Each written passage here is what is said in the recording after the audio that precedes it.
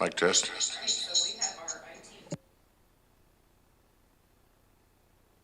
Mic test.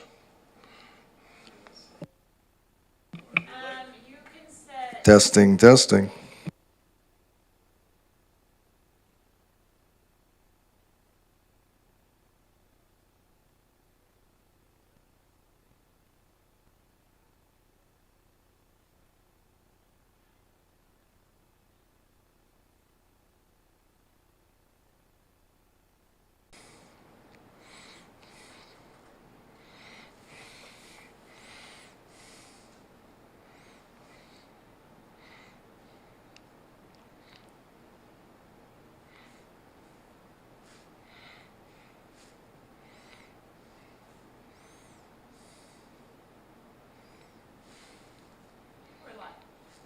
Video's live. Good morning, everyone. It's 9:31. I'd like to get underway with this Committee of the Whole meeting for Wednesday, March 23rd. Start, as always, by acknowledging that we're gathered on various parts of the traditional and ancestral territories of Coast Salish First Peoples. I'd like to welcome some alternate directors to the meeting today. Alternate Director Abbott is in for Director Yana DiNardo, his first meeting. Welcome, sir. We also have alternate Director Justice in for Marsh and alternate Director Harrison in for Salmon. Director Staples has indicated to me that she has a personal commitment later this morning. I don't see her in the meeting yet, but she should be here shortly, and says she'll be here until 10:30 this morning. So with that, we have an agenda before us. Does anybody have any late items or additions? Seeing none, can I have a motion to approve the agenda as circulated? Moved and seconded. All in favor? And opposed? That carries. Two sets of minutes. We'll do them separately. Committee of the Whole for February 23rd. Recommendation for adoption. Moved, seconded. Any errors or omissions? Seeing none, all in favor? And opposed? That carries. Moving on to the minutes of the Special Committee of the Whole, March 3rd. Again, a motion for adoption. Moved and seconded. Errors or omissions? Seeing none, all in favor? And opposed? That motion carries. Ms. Legault. Thank you, Mr. Chair. There's no business arising from the minutes and no participants for public input period. So that will take us to delegations, and I will just bring our participants into the meeting. So delegations, item D1, we have Jason Potter and Leanne Buck from Bunton Associates regarding the Regional Active Transportation Plan, project update and Phase 1 engagement summary, and this is for information. All right, folks, welcome to the meeting, and the floor is yours. Generally, what we find is the best protocol is that you make your presentation. Do you have a PowerPoint? It wasn't, it was, okay. While the PowerPoint's running, I invite directors to turn their video off. It just generally improves bandwidth, and we hold our questions till the end of the presentation. That way you can get through that, and then we'll get into any questions the board may or the committee may have for you. So with that, I'll turn the floor over to you and invite directors to turn their cameras off. The presenters, of course, can leave theirs on. Go ahead. Great. Okay, can everybody hear me okay? Thumbs up? Yes, sir. Great. All good. Thank you. Okay, so good morning, everybody. So as mentioned, my name is Jason Potter, and I work with Bunton Associates, and I'm the project manager for the Cowichan Valley Active Transportation Plan. So yeah, we had the pleasure of speaking with this group back in November when we introduced the Active Transportation Plan, our strategies and plans at that time. And today, I'm joined here with Leanne Buck from Uplift Engagement. And today we want to give an update on our progress. So we can flip to the next slide. So what we want to cover today briefly is where we are in the process. And we want to give an overview of our round 1 engagement summary. So for that, Leanne will lead that. And then at the end, we'll wrap it up with the next steps. So I believe we're going to try to do this in about 10 minutes. But I also understand that maybe it's easier to ask for a couple of extra minutes at this stage. Potentially might need. All right. Rather than have everybody turn their cameras off, if I don't hear any objection, I'm going to rule that by consensus the board agreed to allow you to exceed the 10-minute policy limit. Okay, thank you. Hearing no objections by consensus, we've done that. Go ahead. Great, and we'll do our best to be about 10 minutes. Okay, thanks again. So, and then this is just, again, our process slide. So we showed this before, and this just shows where we're at. So we've done the first step and second step where we've worked with our technical advisory group and project champions, and Leanne will give more information on that shortly. But essentially where we are is about halfway through our work program. And at this stage, we've completed a really important first round of public engagement. And so I will turn it over to Leanne, and Leanne will walk us through some of the things that we've heard through this first round of engagement. Yeah, thank you, Jason, and good morning to all. Thank you for having us this morning. So my name is Leanne Buck, and I'm going to take you through the first round of the public engagement, stakeholder and First Nations engagement. So quickly, who is participating? We have the Committee of the Whole, yourselves here, where we have scheduled presentation updates throughout each step of this project. We have our local First Nations who we are reaching out to and on an ongoing basis to have conversations, as well as invite those folks to the public engagement activities that we have going on.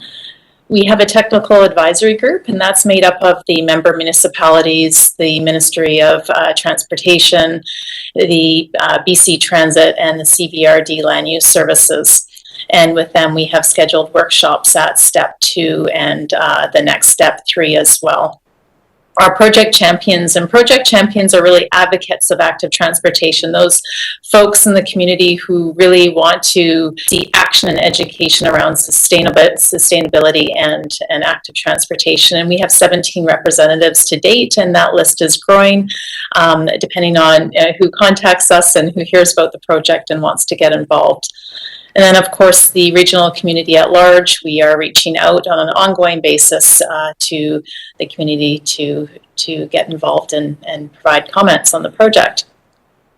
So a quick glance at the communications, and this was not the engagement with the communications to bring awareness about this project. The very first on your left there, you see a little eye with this big number, 31,000 folks who have viewed online information about the project. And that's really through 4 pieces of online coverage: the project website and media news that have covered the public engagement info sessions that we had. And so the project website itself has had over 1,000 views and likely more since creating this slide. We distributed over 400 project cards throughout the region, placing them at different recreation centers and on little pin them up at various trailways. And then just some numbers here that we've had, 504 social engagements. That's where people have liked or commented on a post. Lots of social shares, over 350 or 364 to be exact. And then some numbers in terms of who attended. As mentioned, we had 17 project champions at our info session, and we had 77 folks attend the public info sessions, 3 online. Due to COVID, we had to take those sessions online. So you might be familiar with some of this communication here. This was our key message. You are human powered, and we created all of our messaging around that. And so this is just some of the graphics and the messaging that supported our online and presentation to the public. And here are some of the graphics again. So what you're seeing here is up top, just what is active transportation. It was important to define that for folks. We have the project website, printed email cards here, and some examples of the media coverage, the video that was released earlier on in the project. So coming to what we heard, so in the actual engagement piece, early in the process, and I think we talked to you folks about this, but we had 2 regional walk-in wheel tours back in October. We've since had the technical advisory group online workshop, the 1 project champion info session, the 3 public online sessions. reached out to 9 First Nations, and we've received 182 responses to the public survey, and 412 pins have been placed on the interactive map on the project website, which is really interesting information there for sure. And then 22 people contributed to stories and ideas. And those can all still be seen on the Plan Your Cowichan website. So certainly please have a look if you have not recently. So the themes that emerged here were really quite apparent right from the get-go, actually, when we asked folks what limited their use from using active transportation or any suggestions for improvement, and safety as being the #1 response to date. And then followed by infrastructure connectivity challenges and opportunities that people provide. And convenience and distance, of course, have been noted quite often. And then personal and physical limitations came in at #4. So this one here is also a really interesting slide. So this slide gives the percentages of where there's high level of consensus in the survey response. So just going through this quickly, as you can see here, 93% that use active transportation now for recreation and exercise as their primary purpose. 91% agree that developing the active transportation network is extremely important. 90% support more investment in active transportation. 89% want to use active transportation to get around in the region. And then, primarily walking is used as the primary method of active transportation, but biking is right behind there. 67% are using your normal, typical bike, but there's also about 25% who are using e-bikes these days, so that number is growing. And then, as mentioned, safety certainly came out as the #1 most important active transportation consideration.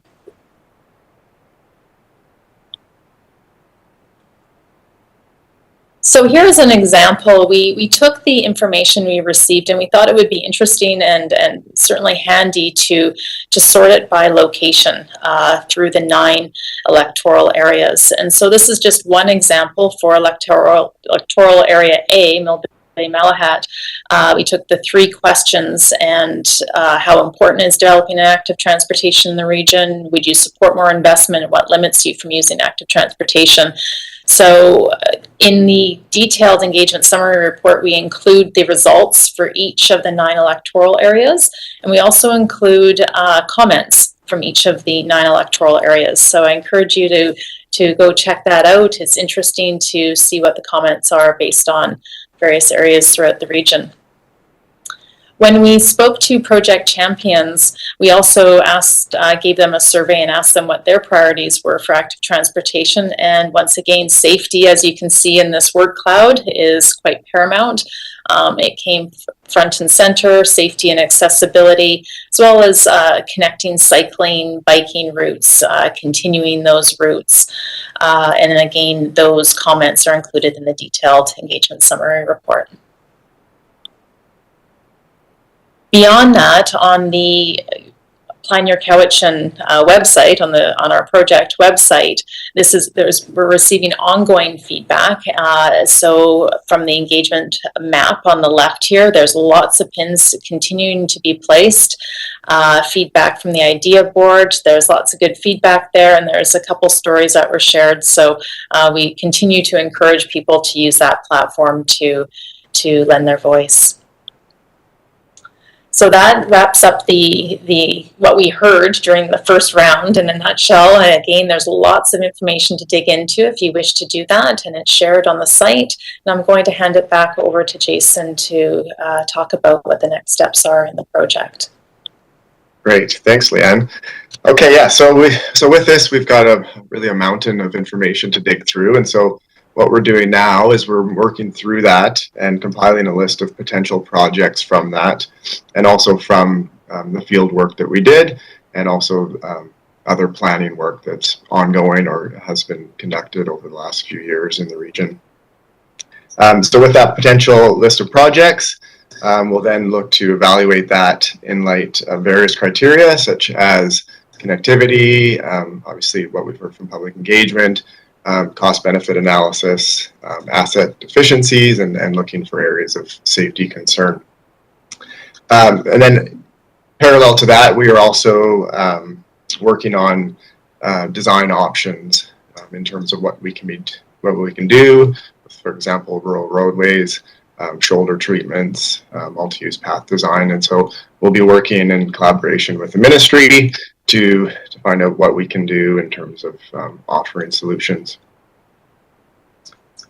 And then with that, we will come back with a second round of engagement with more refined that list of potential projects and potential solutions. And that's coming later in the spring or early summer. And yeah, this is our final slide. So this is again just a reminder of how to get to the detailed summary report that Leanne touched on. So there's a link there. And yeah, there really is a mountain of information there to go through and look at specific comments if you're interested in that. And yeah, I think we can open it up to questions and comments if anybody has any. Thank you very much. If we could take the PowerPoint down so I can see everybody on the screen.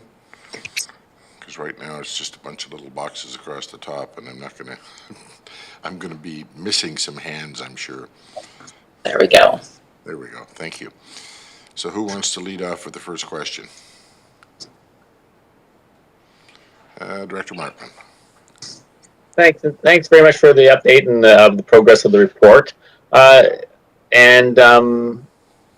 Just wanted to know if you have anything to report on First Nation engagement. Jason, do you want to take that one, or?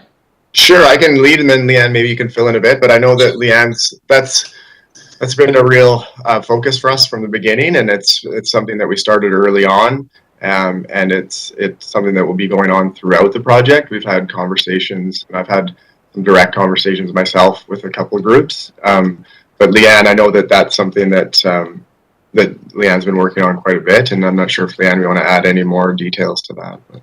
Yeah, we've reached out with 2 different letters, so twice to each of the 9 First Nations, and following up with phone calls as well. As you can appreciate, many are quite busy with lots of different requests coming their way to get involved, and so we continue to work as well with the other projects that are going on right now to see about when the folks are having meetings with, say, Cowichan tribes, and see if we can get information from those meetings, and especially when there's a shared information coming when we're talking about whether it be the North Cowichan Master Transportation Plan, how that might fit in here to this active transportation plan. So we're trying to keep the conversations open and going, and as mentioned, following up with the folks in each of the nations on an ongoing basis. Director Acton. Thank you, Mr. Chair. So it was no surprise to see that safety was number 1, especially with the electoral areas and our roads. I know that's always the biggest concern on any topic in the community. So I noticed that you said it was important for recreation and exercise was the number 1, 93%. And I guess, did you ask how important the location was, like, versus, like beautiful areas versus just a trail that, is in a certain way? Or, like, I'm wondering, do we aim to complement our parks, our tourist spots, so was anything like that investigated or looked at? A lot of our questions that we've had in the survey were really geared towards roadways, and so kind of connections between typically where people are living and where they want to get to. So there is a little bit more of a focus on kind of the commuting type trips, but there's certainly a lot of gray area there, and a lot of people are able to that's the beauty of active transportation. You can get your exercise and get to where you need to go at the same time. So yeah, we did find a lot of comments that really were geared a little bit towards trails and recreation, and so we had to kind of double down a little bit in terms of kind of redefining and making clear what our objectives were, and that we were really focusing on roadway improvements where we can. But obviously, in this region, there's a wonderful network of trails that we do want to connect to, and we want to have people be able to get to safely. So, there is certainly a focus for us too, to connecting to trailheads and making sure that those are considered as well, and those are considered as destinations. But yeah, it's an interesting question in terms of recreation versus commuting, and it's if someone wants to take a recreational trip, we still want them to be able to do it as safely as they can, and certainly it's just as important as a trip to work or to school. Director Acton, any more? No, thank you. Not seeing any other hands, so I'm going to stick myself in. Oh, Director Smith, go ahead. I'm sorry. I don't know. I think I need to wear fluorescent clothes. Thank you through the chair to either Jason or Leanne. I mean, I love active transportation. I live on my bike. Most people know me with the orange helmet and the yellow vest or yellow jacket all over the place. When I'm fortunate, I live in an easier area to commute. One of the things that I had an opportunity to work with the Ministry of Transportation and Infrastructure in our area. It's taken about 3 years, but we've had the sod and debris along a lot of the feeder roads and the Chemainus Road, starting in the Solitaire section, removed, and they've removed it based on drainage, that it drains the roads better, which provides safer transportation for the vehicles. But what it's done is it's cleaned off the shoulder where there was a heavy buildup, and it's also they've gone a little bit further beyond that, and it's created a much wider area that, even though it's not probably trail standard or anything, it creates a much wider area. And if you're cycling now in that area, you've got the shoulder, but you can even move yourself a little closer over to the dirt section, because you feel confident that if you had to hit that dirt, you would be in a safer. So in Solitaire, we have had that opportunity to expand a little bit more, and that may not be possible in some of the other areas, but it is an opportunity to work with Modi. One of the two other things, one is tourism. People come, and it's not, we do have the recreation and the commuting, but people come here as tourists, and I think that that's a really important part for people being able to access the vineyards, access all the farm gate businesses, and build those businesses as an opportunity. And one of the things that I think people are finding a little bit frustrating, and this has nothing to do with sort of this plan, but maybe it does, is the gaps. In Area G, Solitaire, we have that gap that's between North Watts Road and the town of Ladysmith, and yes, we've put funding aside, but it's just a slow project, and unfortunately, it's a really important project to get people in that area to be safe. So the project is on the books, but it's that time gap, and there's a section in Chemainus, just before the golf course, that is another gap. So you have people, they get on, but they've got all these gap areas that create areas that aren't safe. Director Smith, do you have a question for the consultant? I don't know. I'm just working through some things on my list that maybe they can consider. So. Okay, fair enough. Okay, so, those are things that I think people also have concerns about. and maybe they can be discussed later. Thank you. Thank you. Director Morrison. Thank you, Mr. Chair. I noted how safety seems to be a prime concern in your surveys and the report. I think safety's a very different thing depending on what areas you're talking about. And so do you have a basic definition of what people were describing as safety? And I frame that in that it's one thing walking down a chip trail or a trail in the forest versus going along a roadside and worrying about having to dodge logging trucks. So is there a simplified form of what you define as safety, or whatever, or is it whatever the respondent defines it as? Good question. Yeah, no, there is different criteria we look at for safety. So you touched on a couple of those actually.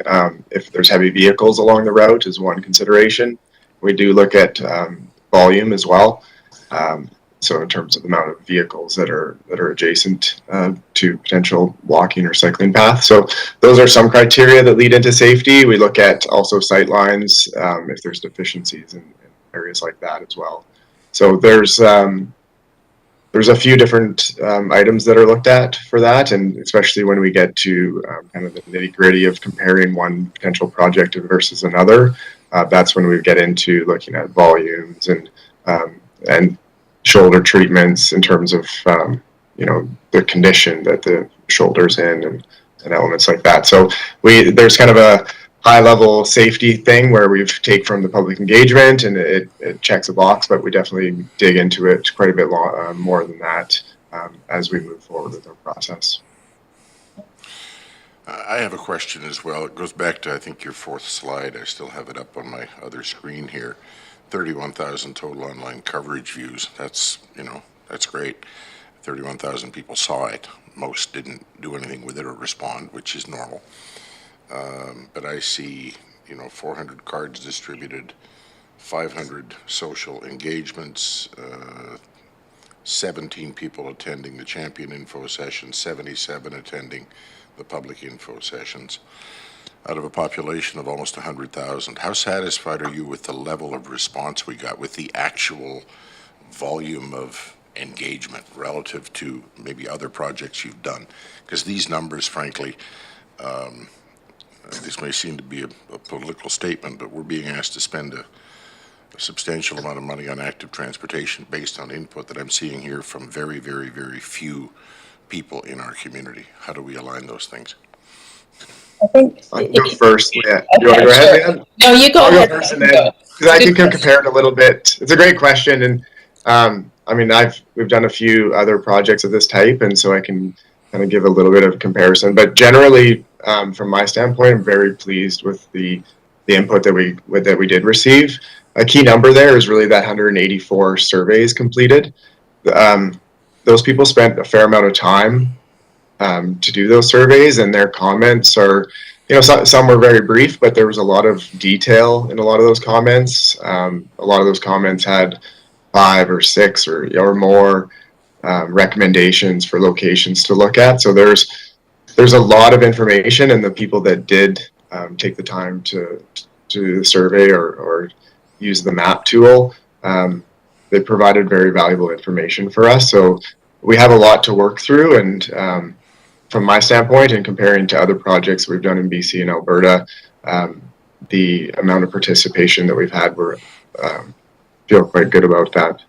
All due respect, 184 surveys is less than 2% of the population. Is that standard? I mean, I'm not trying to be pejorative here, but is that the kind of percentages you normally see? I can pop in here and from Sure. my experience for sure. And also speaking with the CBRD communications team, because we actually had a conversation about just this. And it is quite typical to see a lower number when we're talking about projects where future projects. Folks don't tend to get as involved when it's a project that is happening in the future because it's not affecting them, impacting them today.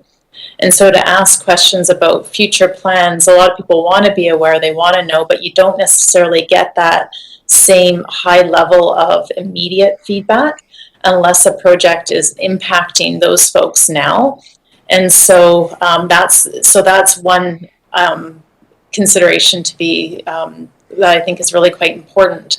And part of these plans, I think the actual awareness is almost more important with these future plans, and as they progress, you would want to see that engagement go up. I would want to see that engagement go up, and I'm hoping that second round of engagement, we will see a higher level of engagement, because we'll have projects to put forward to folks for them to then look at, rate. We have recommendations to put forward, so I feel like there'll be a higher level of engagement at that point.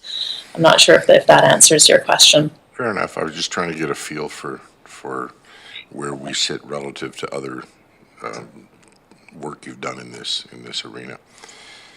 Any other hands? Director Nicholson.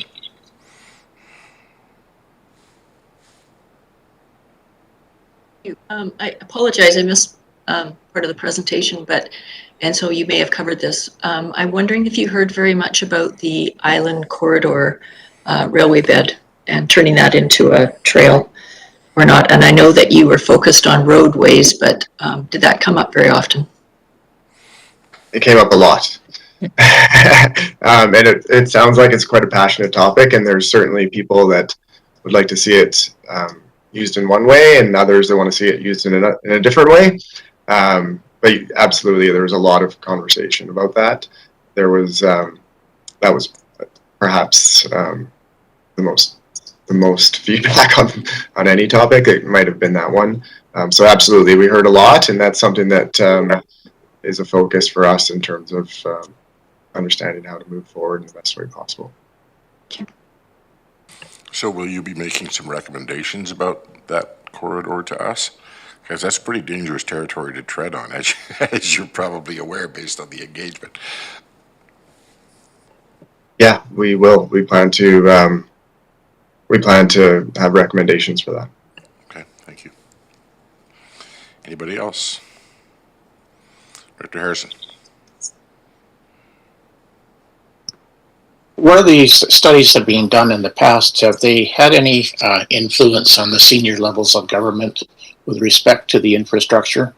And what I'm thinking of is that in the case of Mill Bay, where we've got some municipal style subdivisions, we're not allowed to put in sidewalks. We look at Cobble Hill Road, where they had to come back and widen it again because they never took pedestrian or bike safety into consideration. So is there a positive outcome which will direct this towards the senior levels of government to assist in implementing some of these? Yeah, part of our scope, great question. Part of our scope is to look at policy objectives that maybe can influence future decisions. And then we look at also cross-section standards, things that can be adopted for after our study's done that can be used hopefully into the future. So yeah, our study is not just about X road from A to B. It's also about policy and other types of initiatives that can help facilitate active transportation growth.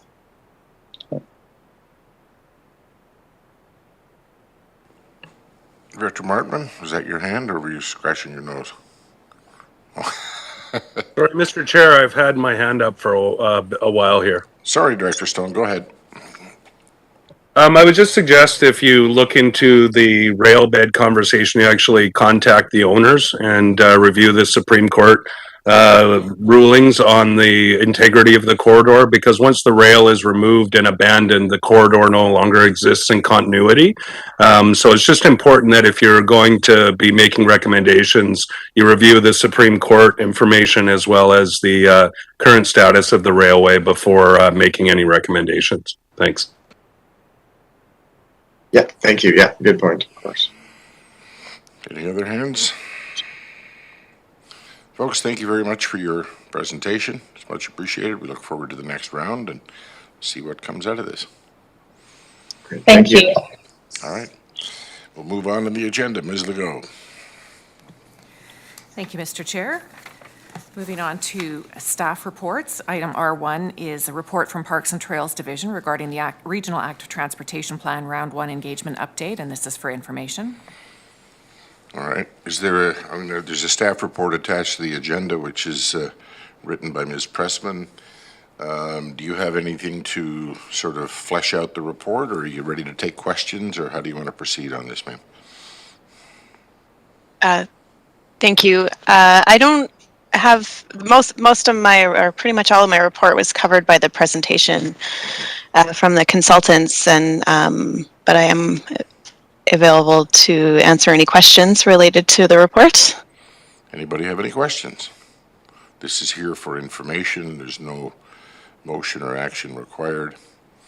I think most of the questions were asked of the consultant. I'm not seeing any. There we go, Director Nicholson. Thank you. I'm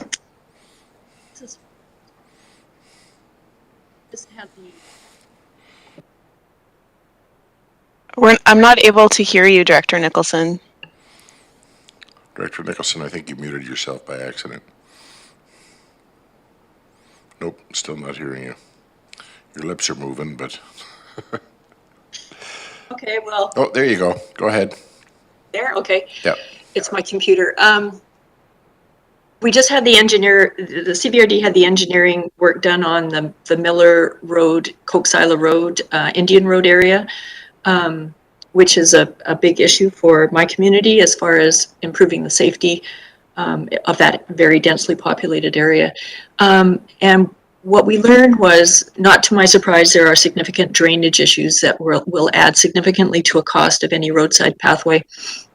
But the one thing that did surprise me that came up was Ministry of Transportation and Infrastructure were adamant that we would have to take on snow clearing of the trail if we built a trail along there. And so that there is another added cost. And so I think that I'm really thinking that we have a lot of work to do with MOTI to bring them along, because right now it is not particularly realistic from a cost perspective to be doing some of these projects. And I am wondering, I guess, Ms. Pressman, what work we're doing to try and ease MOTI along into a new way of thinking, because really, you know, they talk active transportation, but they certainly do not support it in any helpful way, as far as I can tell. Ms. Pressman? I see Mr. Farquhar has put his video on, and he was more involved in this recent design study and working with MOTI, so I'll let him respond to that. Mr. Farquhar? Yeah, Mr. Chair, if I may, through Director Nicholson, yes, our work or engagement with MOT goes back several years in terms of active transportation within the electoral areas, not only here in the Cowichan Valley Regional District, but there was an initiative put forward that involved ourselves, the Nanaimo Regional District, Comox Valley Regional District, and Sunshine Coast Regional District, working with MOT to look at design standards and guidelines. So I would suggest that the ministry's primary focus, that being roadways and swales, ditches, is evolving, that they are understanding that transportation is more than just trucks and cars, that it involves active transportation, but they are also working with the premises that their standards apply provincial-wide. And so it's going to be, I think, some effort over time working with them, certainly at the local level, understanding that the needs here within the Cowichan and on southern Vancouver Island are different than perhaps up in the north of British Columbia. But they have these standards and guidelines. They put a active transportation guidebook out just over a year and a half ago. And so it's now incumbent upon ourselves working with them to better understand locally the nuances of what's going to be required. The regional active transportation plan underway will certainly help better inform on that. But yes, you're right. They also have to approach it on the premise right now that the funding they have for their roadways does not include additional dollars to take on things like widening shoulders for the active transportation components that we want to see come forward. Hence, they're having to look at the dollars that they're given every year locally as to how to best apply them. So Things like snow clearing are things that we're going to have to continue to involve engagement with them to better understand their concerns and ideally find ways to resolve that aren't necessarily going to be significant additional costs in terms of what we want to bring forward in terms of improvements for our local communities for cycling and walking along our rural roads. Director Nicholson, follow up? Well, I think that can you hear me? Yep. I really think that speaks to the board. Perhaps if we're going to be serious about an active transportation plan, that we really get serious about advocating with the province about better standards for, I think, suburban areas.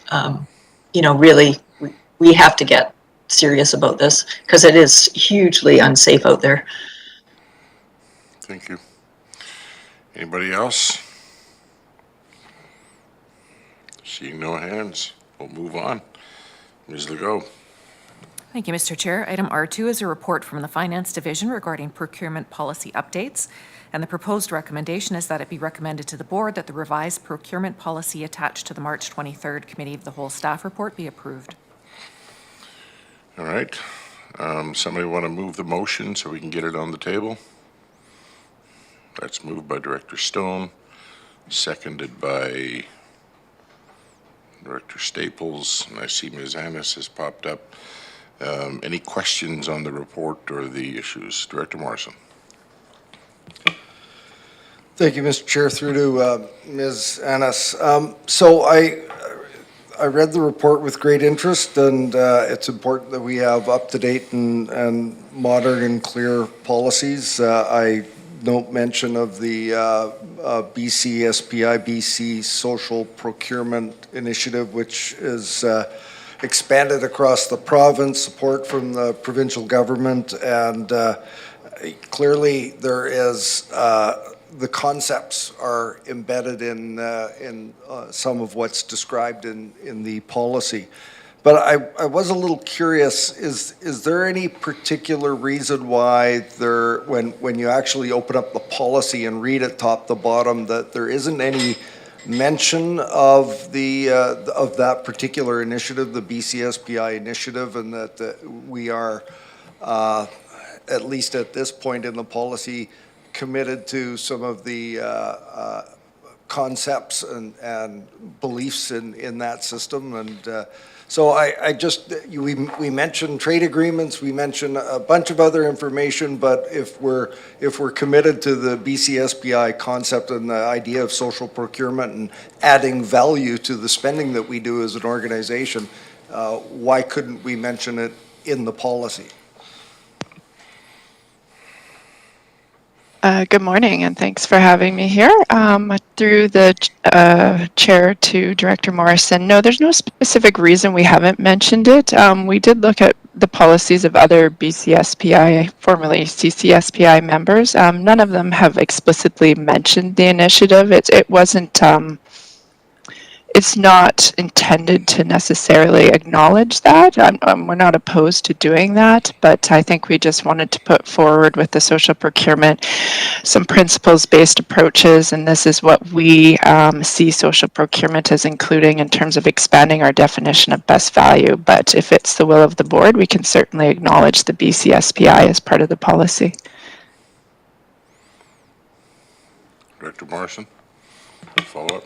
Well, yeah, I think that if the board agreed, and you know, I think that there's already been benefits derived in our region for some of the work that Ms. Annis has done to incorporate some of the principles of the social procurement initiative into our spending. That I think it would be helpful. I think of if a new employee were to come to this organization and review our procurement policy, that it a line in there saying that the Cowichan Valley Regional District is a supporter of the ideals of the of BCSPI. I think that would be a helpful thing to have added.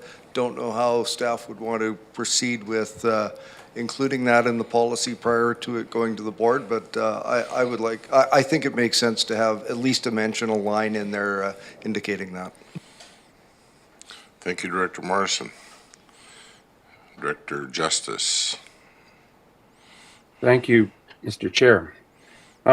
This question may sort of follows up on Director Morrison's questions, perhaps a little more simple-minded, but the policy identifies several social value principles. For example, working with suppliers who support social equity and pay a living wage, and working with suppliers who are focused on reducing greenhouse gas emissions, and working with local suppliers when possible. But as far as I can tell, the policy seems to really offer no specifics about how these social values might play into decision making.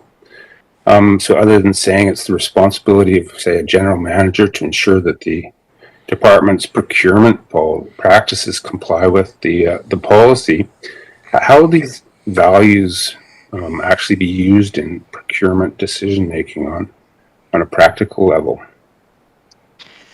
Through the chair to Director Justice, it's a great question. What we have been doing and some of the ways we've been doing it. So we've taken our time in terms of rolling out some social procurement language in our procurement policy, and that was really to allow us time to trial and error things. And we've learned a lot over 2 years. We've learned there's no one size fits all, so that's partly why we're adopting some principles. But we've done it in sort of two different ways. We've looked at our smaller spends that come below our sort of competitive thresholds where we have more ability to direct award, and we put out a request for information in 2021 to identify different suppliers locally that are already providing social value and trying to line up those social value suppliers with real opportunities for purchasing through our P card, which is our purchasing cards that over 150 staff have. So that's one way. The other way through our competitive procurements is we have been developing, and we've used it several times now, what we call a social value questionnaire. So when we go out to market, we basically identify social value and sustainability as an evaluation criteria, and we give suppliers a very black and white questionnaire that says, are you promoting apprentices, and do you offer employee training and development? And it's a yes, no. So it's a very simple way to measure if they're offering that, and then we can see that, and it's part of the evaluation criteria. So there's points allocated for their responses. So that's some of the ways that we're doing it. Thank you. That's very helpful. And none of that needs to be sort of a part of the policy. That's just sort of fine just to do it like that. Director Morrison, was that your hand up again? Yeah, it is. I think I saw the motion was moved and seconded already. Yes, it was. I think I'll try the House and recommend or move that the motion be amended to add a reference in the purpose or policy that the CVRD, and I'm not going to wordsmith, but the CVRD support the principles of BCSPI. Okay, there's a proposed amendment that we add wording, that the policy include wording to the effect that the CVRD supports the principles of BCSPI. Is that amendment seconded? Yes, it is. All right. Anybody need to speak to the amendment? Seeing no hands, I'm going to call the question on the amendment. All in favor? And opposed? The amendment carries. Back to the main motion. Any further discussion on the main motion? Director Justice. Sorry, I got quite curious reading this policy, and the other thing that jumped out at me was I noted that employees, there's a statement that employees must not accept business gifts from vendors other than items of nominal value, which is defined as $100 or less. And I was just curious about where this definition of nominal value is from and why it would be acceptable to accept a gift of any value. I guess I mean, sort of thinking, does this mean the CVRD staff are okay to accept a gift from a vendor, say like a $90 bottle of scotch? And I guess also wondering how this articulates with the statement also in the policy that participants should not engage in any activity that may create or appear to create a conflict of interest, such as accepting favors. So I hope that question sort of makes sense. Ms. Annis? Yeah, through the chair to Director Justice. That's actually been in our policy since day one. I think it's compatible with policies elsewhere. It's not really ethically, I would advocate that employees aren't accepting gifts at all, but you do have occasions, I believe, where suppliers might deliver a platter for Christmas. You know, it's not, and generally those are put into a lunchroom, so there really shouldn't be instances, but I think it was designed to put in some sort of nominal value, and if the board wanted that to be a lower value, that could certainly be entertained and reflected in the policy updates. It's just been in the policy since day one of 2017. And I believe it's consistent with other policies, but we could certainly take a look at that. And, you know, that's what came to my mind was Christmas, you know, a couple of boxes of chocolates or whatever. And like Ms. Annis says, I think we've all been around these organizations long enough to know that stuff ends up in the lunchroom because everybody loves chocolate, but nobody wants to eat it themselves, so they leave it for their friends. But it's a gift, and it does need to be covered somewhere in the policy if it comes from a supplier. So I don't see a problem with it. I don't know if the rest of the board does. But Director Justice, anything further? No, thank you. All right. Seeing no further hands, I'm going to call the question on the motion as amended. All in favor? And opposed? That carries. Thank you. Ms. Legault. Thank you, Mr. Chair. On to item R3 is a report from the Engineering Services Division regarding the Solitaire Coastal Slope Stability Assessment. All right, and this report is authored by Jeff Moore and Kate Miller, and I see, has either one of them popped up? Ah, yes, there we go. All right, there's a fairly long recommendation here, which we all have in front of us, and I'm not going to read it into the record because that takes too long. Does somebody want to move the motion, or do we need to have a discussion about this first? Ms. Miller, go ahead. We have a brief presentation to make the material a little bit more easily understood, if that's of interest to the committee. By all means, please go ahead. I'll hand it over to Mr. Moore. All right. Thank you, Mr. Chair. I'll just share my screen here and see if we can get this up.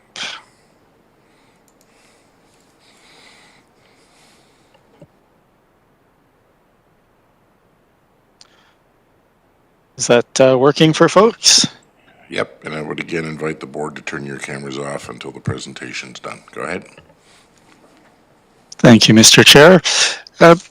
So there are two reports on your agenda today that deal with landslide hazards, and the first one here is the Solitaire one, and these arise through our climate adaptation program, where we've been looking at a series of natural hazard assessments across the region. So this began with climate projections for the region, and one of the big things that was identified with those projections is that we're likely to see more severe rainstorms with the potential to trigger both flooding and landslides. So we've been doing a series of natural hazard risk assessments to try to figure out those areas where the risk is the greatest. There's been long-standing concerns with slope stability along the coastal bluffs, so we had the opportunity for this project to partner with the Community Planning Division to try and figure out what's going on there. So we have the Regional Landslide Hazard Assessment. We contracted with Stantec and Palmer Environmental Consulting to do both the regional focus and this focused piece on Solitaire. And what they found was largely what was expected, that there's a risk of small frequent landslides on oversteepened slopes across the region, along the coast in Solitaire and up the ravines. And these are relatively common. I'm aware of at least two since November. This one here, just by the Lagoon Bridge, many of you probably noticed if you were driving in the area. And these are largely caused by things such as uncontrolled stormwater runoff, water moving through the ground and oversaturating the soil. It can no longer support itself. And it can be exacerbated by things like vegetation removal, dumping of material on the slopes, and otherwise just disturbing the slopes. And along the coast, coastal erosion eating away at the bottom of the slopes also plays a role, and this can increase with sea level rise. The other thing that we did find with this analysis that was rather unexpected was Stantec identified a series of several dozen retrogressive landslides. So these are much larger, deep-seated landslides that rather than just being the edge of the bank sliding, they can extend much further inland, in some cases 100 meters or more from the crest of the bank. And most of these landslides, the big retrogressive ones, are much lower frequency, and most of them predate the establishment of the community of Solitaire. So they're not part of the community narrative for what can happen within this region. Similar causes as the other landslides, but also influenced by an underlying geology. And this is a less obvious, but more significant hazard.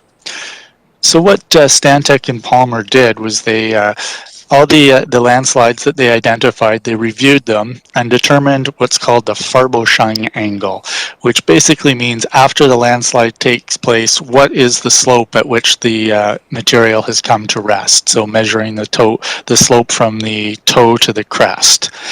And then they applied that angle throughout the region to identify what area could potentially be at risk if additional landslides of this nature were to occur along the coast or up the Stocking Creek or Porter Creek ravines.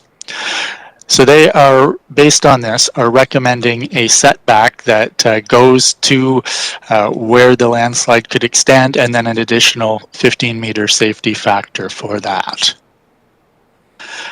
And this actually looks quite significant when we start to map it out. So here's an example of one of the maps that was produced in the report.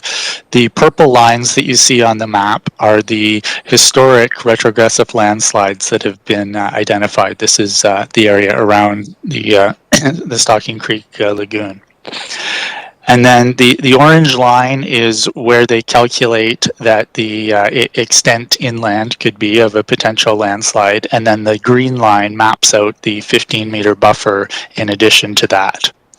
And what Stantec is recommending is that within this area, so from the green line extending to the coast or to the bottom of the ravine, that there should be additional site-level geotechnical analysis to ensure that whatever development is going to take place in those areas is consistent with the 1 to 10,000 year threshold from the natural hazard risk tolerance policy.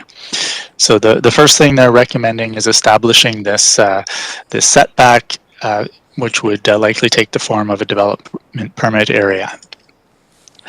Some additional recommendations coming out of this. First is expansion of the study area. Obviously, these steep coastal bluffs don't end at the Area G boundaries. They extend north into Ladysmith and south into Chemainus. And there are also similar flat over steep coastal features in other parts of the region. Cowichan Bay is one where we've also, we're aware of similar concerns with slope stability there. Some additional recommendations are to do some more detailed subsurface geotechnical investigation. So Stantec was only able to look at LiDAR and air photos of the area to be able to map out where these landslides have occurred. But they're also dependent on what's under the ground. So if there's bedrock close to the surface, then there's a much lower likelihood of it, the area being able to slide. So the idea is to get a better sense of the underlying geology in the area to be able to adjust that setback, likely reducing it in some areas. And also dating more accurately the historical landslides to get a better handle on the frequency, because risk has both a hazard component and a likelihood component. And looking more closely at those historical landslides would pin down how likely they are to occur in the future. As I mentioned, a lot of this is influenced by water moving through the soil, so a review of stormwater discharges throughout the area is recommended, and development of a stormwater management plan. This would likely involve the province in terms of drainage from roadways as well. So that is what I've got so far, so I will take my screen down and happy to answer any questions. we could get directors to turn their videos back on, please. Let's see, let's start with Director Smith, because this is her area, then Director Wilson. Thank you very much. I really appreciate the information in this study. It's quite shocking to see, and I know that it's going to definitely have an impact on Solitaire and the future development within Solitaire. And I appreciate the study being done before we move into our local area plan and through our MOCP process. This is definitely something that Solitaire residents have been concerned about for many, many years. It's always in our OCP about the Solitaire Bluffs, and it goes back historically. So I just want to go through the communication considerations and am wondering about the timeline for the letters to go out to the affected owners and also the timeline for a public meeting. I also am just wondering, on my second question would be, we do have our parks and our ocean access, or our beach accesses that are under the CVRD Parks and Trails, and I'm hoping that they will be included in this conversation along with Modi. And then I'm just wondering what the Bang the Table platform will look like. Thank you. There's a number of questions there. Ms. Miller, are you prepared to take them on? Absolutely. As the director identifies, there are a number of critical players in these discussions. So we're currently reaching out to MOTI for discussion with them. We're working very closely with Land Use Services with regards to the community circles and the letters that will be going to all of the affected residents. So before we send those letters, we want to make sure that we're scheduling a panel presentation, most likely in a digital format. It's easier for us because then it also stays on the public record. So rather than a meeting that people may or may not be able to attend, there's an opportunity for that record to be provided in perpetuity for those property owners. We also want to make sure that we have the relevant folk available for that presentation. So we're working with Land Use Services to do that. We have not used Bang the Table software to date within our division, and so we'll be drawing on both public safety and land use services to help build that out so that it's an effective framework that helps to answer some of the questions for the public. Director Smith, follow up? You're done? Okay, Director Wilson, then Morrison. Thank you, Mr. Chair. This is a very complex subject, this one, and there's a huge amount of research gone into it, which I really appreciate with the thing. So one of the concerns that I have here is that you'll remember that in a previous study, I think it was in the Lake Cowichan area, in Director Kuhn's area, which flagged the problem of a possible landslide, which caused a great deal of local angst and was later found to be, for want of a better word, slightly inaccurate. What level of confidence do we have in the accuracy of the results we have so far? What I'm trying to find out here is there a possibility of causing some problems with the local residents? And I appreciate this work has to be done, but what level of confidence do we have in the results that we have here so far? Ms. Thank Miller, you. Mr. Moore. Either of you? I can respond to that. These are professional geoscientists with a fairly substantive recommendation within their field. The work that they have done has been peer reviewed by others. They are, however, saying it is a desktop analysis. So the work itself is robust enough to backstop the development permit that will be in the OCP. It's the site-based assessment, and it's always a catch-22. You need a larger study to which the site-based assessment is verifying and referring back to. So the site-based assessment by those property owners when they wish to redevelop their properties will look at the specific of the property in the context of the larger physical characteristic of the area. So it will be an issue of continuous improvement and continuous knowledge development. And I think particularly with the recommendation that additional geotechnical work be undertaken, that will help refine it. But at this point, they believe with professional due diligence that the area that they've identified is the appropriate area within this particular electoral area. They have identified that it probably goes into Ladysmith and south into North Cowichan.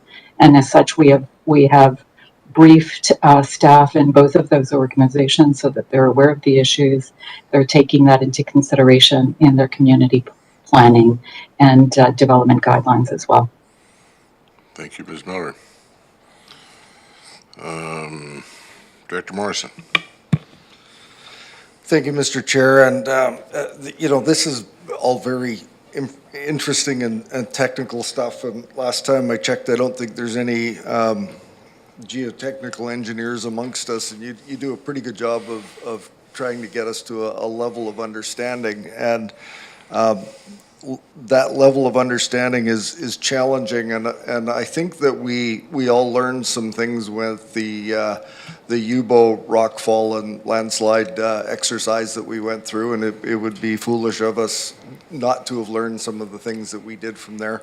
Oh, and before I forget, I'm a bit of a Trivial Pursuit enthusiast, and I can't wait for them to develop a question for the Farbo-Shung angle. I think that's a great word.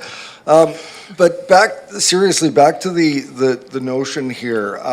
The unintended consequences, and of course, they're unintended, so you can't necessarily predict them. But we've had some unfortunate unintended consequences as a result of the work that was done in the UBO landslide area, in which we had Ministry of Transportation asking for, of all things, avalanche studies for properties east of the town of Lake Cowichan. And I'm pretty sure they don't have enough snow up in the hills there to ever have to concern themselves for avalanche studies. It's not the specifics of that I'm concerned of. It's the other agencies that get a hold of these reports that may not have the geotechnical engineers that start placing unrealistic burdens on developers, homeowners, residents, that when they go to redevelop their property, I think there has to be reason.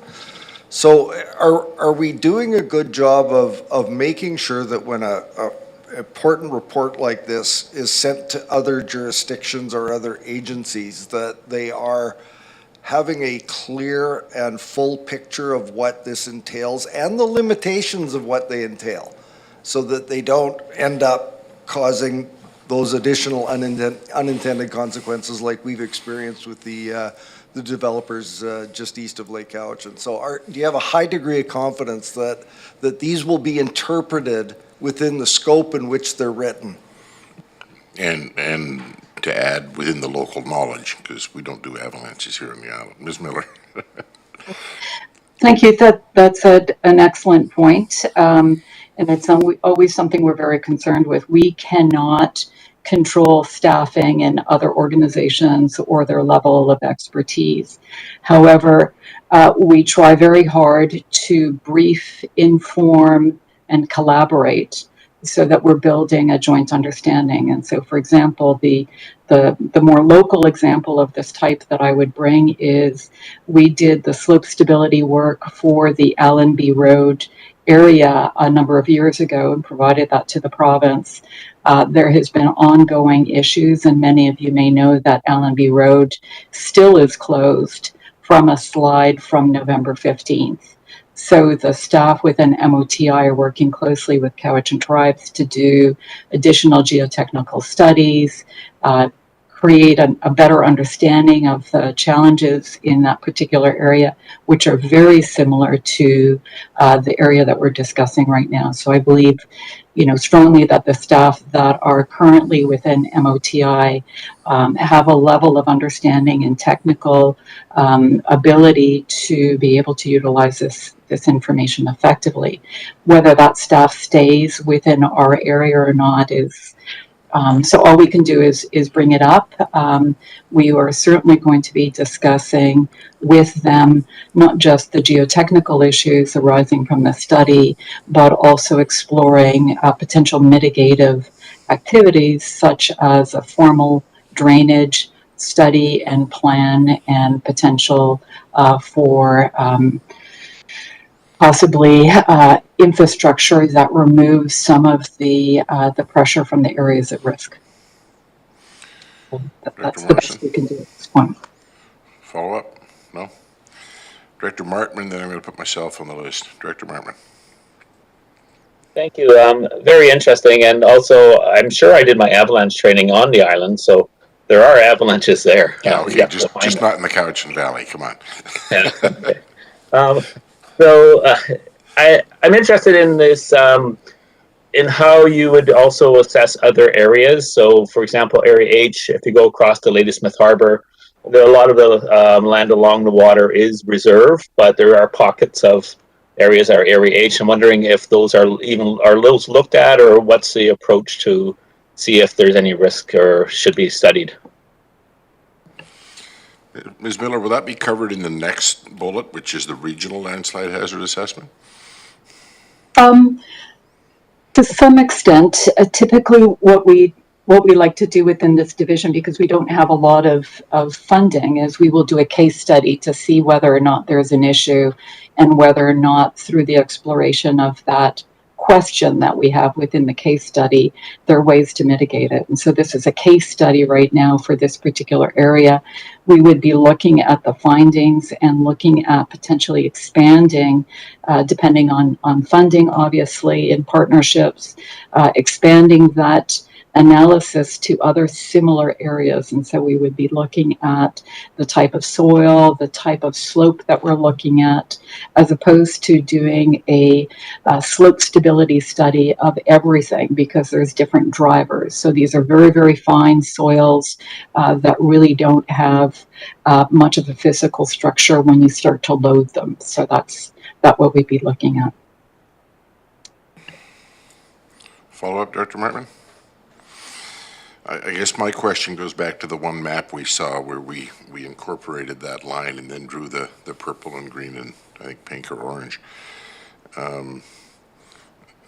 Looking at that, I mean, based on what I saw on my screen, there's a road there that could potentially disappear, and a good chunk of it, a bend in the road, if I read that map right. So I think it's critical that we do the follow-up to see if there's bedrock underneath this. But I guess my question, and it goes back a little bit to what Director Morrison was asking, is the recommendation here, does this recommendation include the fact that if somebody lives between the green and purple line right now or has property that could potentially slide, that we start applying the standards here in terms of writing some DPAs to say you're not going to build unless you do the geotech and make sure there's bedrock underneath there, and if there's no bedrock, too bad, so sad. We worry that sometime in the next 10,000 years you may end up, in the drink. What's the actual on-the-ground policy implications when it comes to land use if we adopt this motion? I guess that's my question. So we're recommending that this study be used to backstop the development permit that's currently in place within Solitaire, and that development permit area be expanded in the existing OCP and in the future OCP. It's slightly different than the study that we had done in UBO, where we identified also with the Allenby Road slope, where we identified an immediate risk of potential failure. that triggered concern over the immediate homes. We don't have that same sense of urgency at this point. There is time for additional studies. That obviously is, we none of us know what's going to happen tomorrow, but it doesn't have the same risk that was identified by our original consultants. But to my question, if somebody who has land within that 15-meter buffer or even further out there, right now it's just there, but that was identified in that map as being a problem, and they got an old house on there and they want to tear it down and do something else. Does this motion mean they have to go through a whole bunch of hoops to do that? And I'm not necessarily opposed to that. I'm just wondering what the actual on-the-ground policy implications are. Ms. Cheroff here, who can speak to the process that her staff will take. Ms. Cheroff? Thank you, Mr. Chair. So it's important to note that we do have development permit area 7 under the OCP for the electoral areas, and that's the development permit area that is applicable to lands that are potentially hazardous, and that does include lands within electoral areas E, G, H, and I. And so electoral area G, Solitaire, has had a development permit area for the purpose of protecting development from hazardous conditions for quite some time. So this is not a new thing. What we're looking at is a refinement of that development permit area. And in fact, the new OCP actually indicates that this technical study is being completed and that it's anticipated that that DPA would be updated. So to the question, how does this impact development on the ground today? For some, it won't make a difference because they'll already be subject to development permit area. Where we have properties that are currently outside of a DPA, the information can be used by our building officials. So building officials have authority under the community charter to request geotechnical reports if they believe that they're necessary. So you will use this information as a reference until such time as the DPA is updated in the OCP. But it doesn't mean, just to be clear, it doesn't mean a ban on construction in the areas between the green line and the edge of the slope. That's correct. Okay, thank you. Director Nicholson. Thank you. This is a question for Ms. Miller about the Allenby Road area. My sense when I read the report that it was about immediate risk, and I'm wondering if there was any work done on retrogressive types of landslides in that area, and whether that information that we have for the Allenby Road is current enough that we feel comfortable with it as it sits. I think this is super important work, and I thank you for doing it. Thank you. If I may, with regards to the Allenby Road area, we've got a number of active slides in that area right now, and the Cowichan Tribes right now is working with MOTI, who's doing some additional drilling to do some estimation of location to bedrock. So that will inform, and once we get that information, we will probably go back and have a look at our initial study and see whether or not it needs to be updated.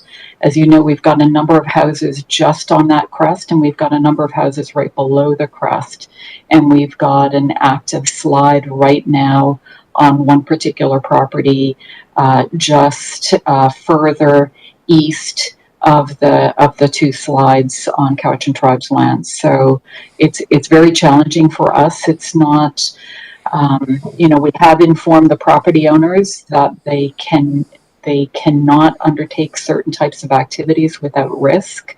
That continues to happen, and so it's a challenge for us. Do we, what's the level of our opportunity to go in with cease and desist orders, for example, that are putting themselves and others at risk? So it's a very interesting question. All right. Not seeing any further hands, except Director Smith. Go ahead, Director Smith, and I'd like somebody to make the motion and we can actually proceed. Director Smith, to close. Thank you. A question to staff. I just have a few questions regarding the HOCP, the development permit, MOCP, and LAP. And so I'm curious as to how we can move this report into bylaw 4270, which is our harmonized official community plan. I think that some of the flooding reports were also moved in as bylaws. So I'm just wondering how it can be moved in earlier so that we don't end up with people making an application, going through the whole application process, and then only when they get to the building permit to be advised that they either require additional or the building permit doesn't allow it. So before we put people through extra work and the process, can we have this DPA amended that we currently have to include this information to assist applicants at the very beginning instead of something happening to them at the very end? And so I'm just wondering that, and this information is really important as we move through the community circles and the modernization official community plan. And I'm not sure if it fits into our local area plan. Can you maybe just give me some clarification on all of those different areas that we're working through right now as communities? Ms. Girolf. Thank you, Mr. Chair. So one of the recommendations of the staff report is that staff would report back to the Electoral Area Services Committee on the process for updating the OCP for the electoral areas to incorporate the mapping and recommendations of the Solitaire Coastal Slope Stability Assessment. And so I believe that Ms. Breen has already drafted that report and has prepared a draft amendment bylaw. So we would be looking at bringing forward an amendment bylaw to amend the OCP to reference this new information for the portions of, or for electoral area G within DPA 7. So that is forthcoming. Following, of course, the board's endorsement of that recommendation. In terms of providing the information to the public, I believe there are also some there's some information in the staff report about how the information would be communicated to the affected parties, and including, holding a public information meeting, as Ms. Miller has alluded to, and providing this information to owners. And certainly when owners come forward in advance of the OCP being formally updated, we can certainly make this information available or remind those individuals that this information is available. The geotechnical professionals will certainly be interested in it and will want to reference it in any reports that they need to provide to us. And any relationship to the LAP? I can't, I don't think I can speak to that right now, but obviously I believe it's completely relevant to the development of the LAP, but I wouldn't want to speak too much to that process. I'll leave that for Ms. Breen, and perhaps if you would allow that question to be deferred to the discussion at EASC, that would be my recommendation. Director Smith, follow-up. Thank you. Just a bit of a follow-up. So this information will be part of the community circles under any of the policy information sessions? Mr. Rolfe? So, thank you, Mr. Chair. I would, yes, I mean, the information is now in the public realm, and so I believe would necessarily need to be referenced through the community circles. Yes, absolutely. Okay, thank you. All right, somebody want to make the motion? Moved by Director Smith, because it's her area, seconded by Morrison. Any further discussion? Seeing none, all in favor? And opposed? That carries. Ms. Legault. Thank you, Mr. Chair. Item R4 is a report from Engineering Services regarding regional landslide hazard assessment. Okay, this is very much the same kind of discussion as before with the same staff folks. Director Kuhn, I see you. Do we have another report to present here, Ms. Miller, or are we good to go? We do. We have another brief presentation, and as noted earlier, it takes the case study from the Lake Cowichan area and expands it to the rest of the region. So we have a comprehensive theme on this particular risk. All right, Director Kuhn, are you okay to defer your question until after we hear or see the PowerPoint? Okay. Then I would invite directors once again to turn their cameras off and staff can give us another PowerPoint presentation. Go ahead, Ms. Miller. It will be Mr. Morgan. Sorry, my mistake. Mr. Moore. Thank you, Mr. Chair. Just checking, can you see my screen again here? Yes, sir. All good. Okay, so I've already given you some of the background. This originated from the climate adaptation program and the identification of some of the hazards in terms of slope stability. We've talked a bit about the previously identified hazards and the work that was done in the UBO area. And what eventually came out of that was a pilot study using a landslide simulation tool to model potential debris flows. So essentially, the consultants have a tool where they can simulate landslides originating at any point on the landscape and model how far the debris from that landslide will run out on the landscape below.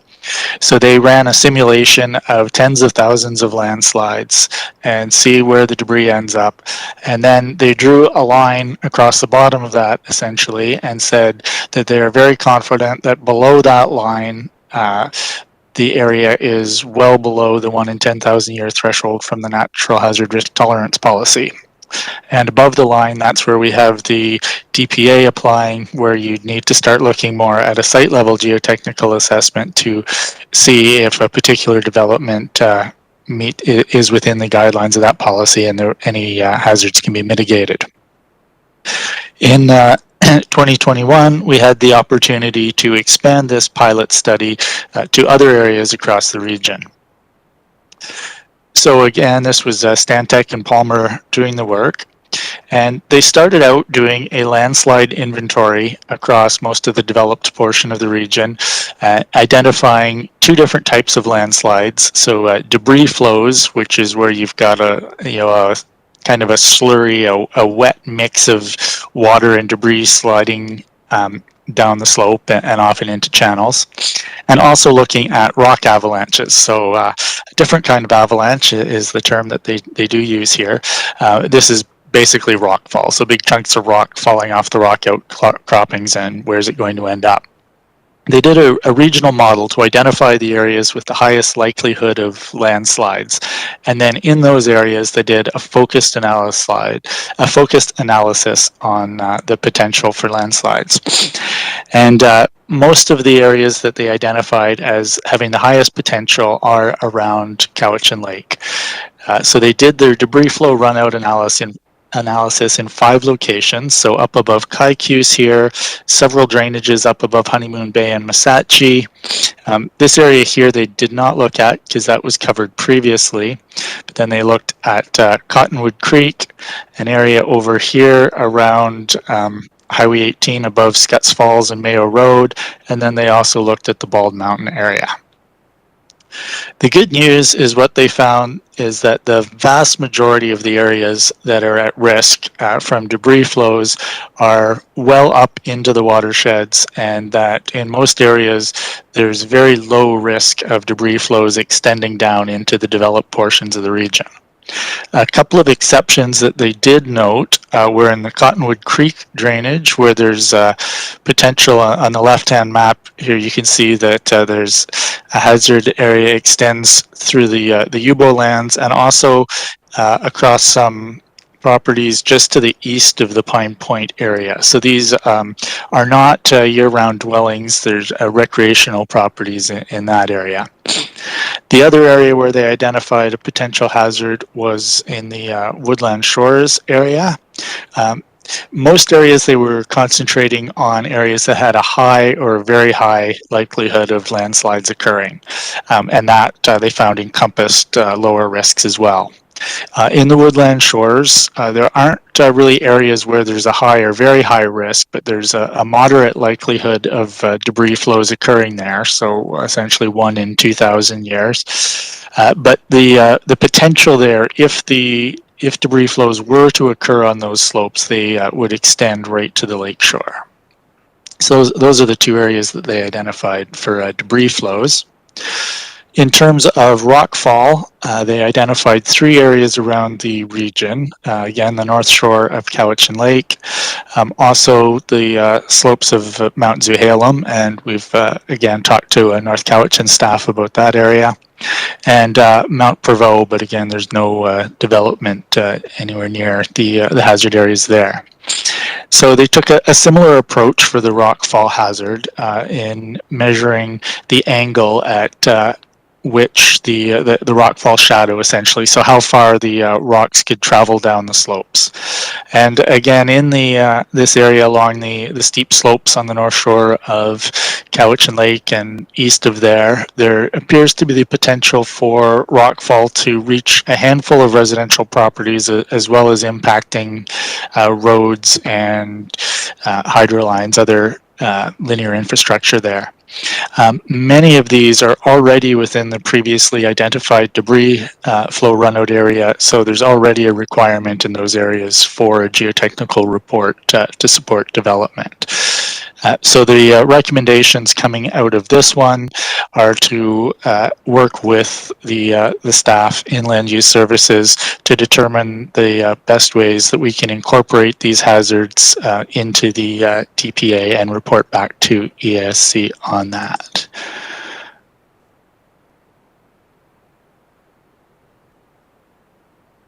And again, happy to take any questions. All right. I had Director Kuhn at the start, so we'll start with him. Go ahead, Director Kuhn. I certainly have concern about some of the material that's been presented here. In the previous studies that caused so much upheaval in UBO, we dealt with landslide dangers, and so I think it was after the second or third study that we reversed. I think there were 28 letters sent out to some of the residents saying that, well, we want to make you aware that you're living in a dangerous area, whatever. And then we reversed out of that back, and I think there were 3 or 4 properties left in that. The others were kind of taken out again. Now, what I'm concerned about is if you go in the study, if you go to page 78, there is the green. There's the 34-degree rockfall run out in red, and then the 30-degree rockfall outrun in green, and it shows a line, and it includes a whole bunch of houses in green there. So my question to you is, are these going to be negatively affected? Because that's not just a handful, as you mentioned earlier in your presentation there. That's a whole bunch of houses. So are we going to go back again now to these people to say, oh, just a minute, we took you out, but now we'll have to put you back in? So I'm concerned about this whole process. So could you give me an answer? In that green shaded area, there's a whole slew of houses.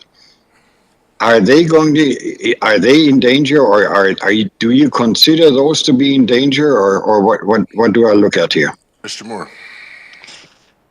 Thank you. Through the chair to Director Kuhn. The report has the green lines and the red lines, essentially. So based on the literature surrounding rockfall, the 34-degree angle represents the maximum possible extent of the rockfall. Recognizing that this is not necessarily in line with the lived experience in the area, Stantec took a closer look at what actually happens with the observed rockfall in the area, and that's where they've drawn that red line that within this region, what they've observed is that the rockfall only extends as far as that red line, so a smaller area. Another factor is that they haven't looked at the type of vegetation, because in previous work it's been identified that the majority of the rockfall that does come off the slopes gets stopped by the trees that are in between the houses and the base of the slope, basically. This is why we're not recommending the immediate implementation of a line based on the red or the green line. We want to work with community planning to get a better understanding of what the hazards are and what would make sense to make adjustments to incorporate this information into a future development permit. Director Kuhn, does that answer your question? I've got another question. Go ahead. So as of now, as it stands with this report, these people that are in the green shaded area are not going to be notified as to, well, there's a danger area or whatever. Is that what I understand? Mr. Moore. We don't have a recommendation to that effect. I would be happy to take direction from the committee if there are thoughts that we should be notifying the community either directly through letters or through other forms of public information. Ms. Miller popped up as well. Kate? We had not intended it, as Mr. Moore said, to send specific letters to these properties. We were thinking that it would be information that would be available to land use services and the community circles for ongoing discussion, as well as with public safety in their discussions with the communities. The letters that were sent earlier were triggered by conversations with the province and legal with regards to imminent threat. And so there's an issue here around how do we define imminent. Therefore, we're not sending letters, with the exception of the letters that we'll be sending for the Solitaire folks, because they have been anticipating this report, and it basically lets them know that separate report has been tabled. But the bottom line to Director Kuhn's concern, those folks in UBO have been sort of seesawed back and forth. There was a concern, then there wasn't a concern.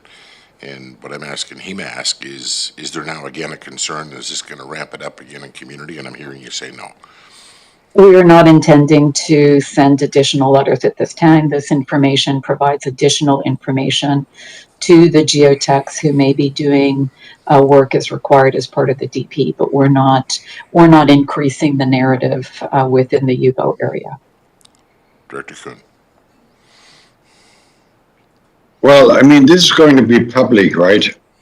Now, if I had a house in that green shaded area, I would be very concerned about that. And what my beef is about this whole process is there ever going to be an end to this whole study, restudy, and more? And you're just keeping the population on edge. And I'm beginning to wonder, is there ever an end to that, or we can say, oh, okay, look, we've done enough studying, it's done, we won't touch that again. It seems so now. What if I understand you right? There's possibly another study done in that green area. So then, well, now we'll determine, okay, some of these people in the green area, they are in the dangerous areas, and some of them are not. So here's my question, is there ever going to be an end? I think the answer to that is it's up to the board, because at some point we can say no more studies. Ms. Miller. Or if I may, if there's a change in the potential likelihood of a hazard. So for example, if there were a major fire in the area, we would want to go back and say, has the risk increased because of the removal of the large trees that may have intercepted it or increasing risk? At this point, we're not anticipating those studies. One more, Director Kuhn, then I've got Morrison. Go ahead. Yeah, thank you. I think it might be an idea, maybe that's taking too much risk or whatever, but it might be an idea to just point out in a green area that there's no immediate danger seen or something like that. Because anybody looking at this map, as I said, if I had a residence in there, I would be concerned now. I'd say, well, man, I mean, is there a risk or is there? So there's a 34 degree, and then there's a 30 degree. Well, they surely wouldn't mention the 30 degree if there was nothing, if there was no danger. So what is it now? Is there or isn't there? And it just bugs me that we keep doing that kind of thing, and all we do is stir up concern and angst in the community. And I'm sick and tired of it. Thank you, Director Kuhn. Director Morrison, perhaps to close. Thank you, Mr. Chair. And you know, I think sort of zooming out a little bit, I think it's important. Local governments have been challenged in other jurisdictions when there's been development in areas that weren't appropriate, and disasters happened. People start looking around for somebody to blame, and I think that it's important that we do the basic study and get the information so that we're as a committee, as either electoral area services or the board, that we're making decisions based on good information. And I applaud staff for the really detailed and complex work that's done on this, because if you don't know, then you could be making bad decisions. But I want to get back to something that Mr. Moore had said, and it's in regards to the analysis that hasn't been done yet, and I'm not suggesting we do it, but in regards to the effect of vegetation and its mitigating impacts or effects on potential rockfall or landslide. You know, there's an awful lot of steep slopes in the Cowichan Valley, and they're mostly forested, and they're mostly held in the hands of private companies, and they're engaged in industrial logging activity. And so it's important for us to consider is Ms. Miller mentioned wildfire, which could denude a landscape and cause immediate and imminent risk, like she'd mentioned. But in regards to the regular cyclical work that's done in the slopes and on the slopes, are we going to be looking at that, or is that pretty much the purview of the forest companies in their logging plans and the likes to make sure that the community is informed about their activities? Because even in Director Kuhn's area, if there's a heightened awareness in the community, and even in my community. So are we anticipating any further work on that, or is that the purview of the various forestry companies that own the lands above our communities? Mr. Moore, Ms. Miller, who wants to take this one? Thank you, Mr. Chair. To the Director, we have made these studies available to the forestry land managers who take them seriously into consideration. We've also approached on your behalf the PMFL with regards to a request that natural hazards be taken into consideration in the management of those lands, which is not currently part of the Act and regulations. And so at this point, we hand it to them. It is outside of our purview, with the exception that those activities do have downstream effects. And so we've requested them to take that into consideration, and more importantly, requested that the province as an oversight take that into consideration as well. I'm sorry, PMFL? Private managed forest land. One at a time, I still didn't get Private managed forest lands. Oh, I thought maybe we were talking the other group. Never mind. Oh, all good. Thank you, Mr. Chair. Director Kuhn. I thought the study was done in conjunction with the former Timber West on Mosaic. Weren't they involved in that study? I'm quite sure they were. They were involved in the original study. They're not involved in the regional study. Okay. All right. Okay, so there's a suggested draft motion from staff, but before we go there, Councillor Toporowski has her hand up, or Director Toporowski, go ahead. I just wanted to bring your attention, Mr. Chair, that Mr. Morgan had his hand up. Oh, Mr. Morgan. Sorry, Mr. Chair, just another point to Director Morrison. In terms of the impacts of vegetation removal, the methodology of the debris flow analysis is looking not at the likelihood of the debris of these flows taking place, but essentially the worst case if they all, if all the slopes failed. So the areas that they're identifying as being free of hazard would be still be free of hazard regardless, essentially, of what took place on the slopes above. All right. Director Morrison has just moved the recommendation. Somebody want to second it? We have a seconder from Director Smith. Any further discussion? Seeing none, all in favor? And opposed? That motion carries. Thank you very much. Ms. Legault. Thank you, Mr. Chair. There's no other business items, and there are no requests to participate in question period. So the next item would be a motion to close the meeting to the public in accordance with Community Charter Section 92B. Can I have that motion? Moved. Seconded. All in favor? And opposed? That carries. Is that a separate login, Ms. Legault? We'll stay in the same meeting. We'll just take a short break to